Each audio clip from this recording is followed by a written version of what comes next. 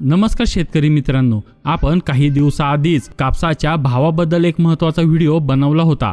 त्यावेळी आयात शुल्क लावण्यात आलं होतं आणि त्यावेळी पुढील काही दिवसात कापसाचे दर वाढण्याची शक्यता आपण स्पष्टपणे सांगितले होते। त्यावेळी दिलेल्या सूचनेचा फायदा घेत अनेक शेतकऱ्यांनी कापूस विकला नाही आणि बाजाराची दिशा पाहता थांबून राहिले आणि त्याचा परिणामही दिसला। 1 जानेवारी नंतर 7,500 रुपयाचा कापूस थेट 8,000 रुपयापर्यंत पोहोचला आणि काही ठिकाणी तर 8,500 रुपयापर्यंत पोहोचला आहे। मुख्य कारण एकच, आयातीवरील शुल्क।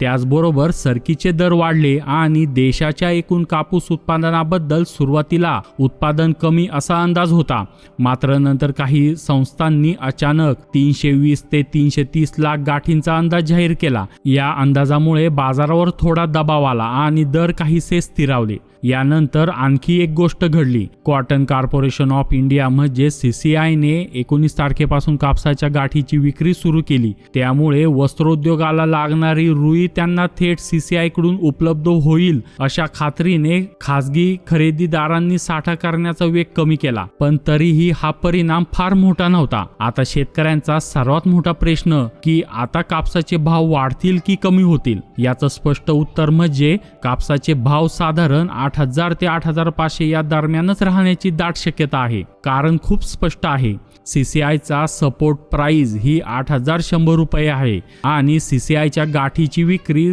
56 ते 57 हजार रुपये प्रति खंडी या दराने सुरू आहे। सरकीचे दर 4,200 ते 4,300 या श्रेणीत आहे आणि सर्वात महत्त्वाचं, कापसाच्या उत्पादनाचा सध्याचा उच्च अंदाज हा 320 ते 330 लाख गाठी हा अत्यंत संशयास्पद वाटतो। प्रत्यक्ष उत्पादन इतकं जास्त होतं कठीण आहे।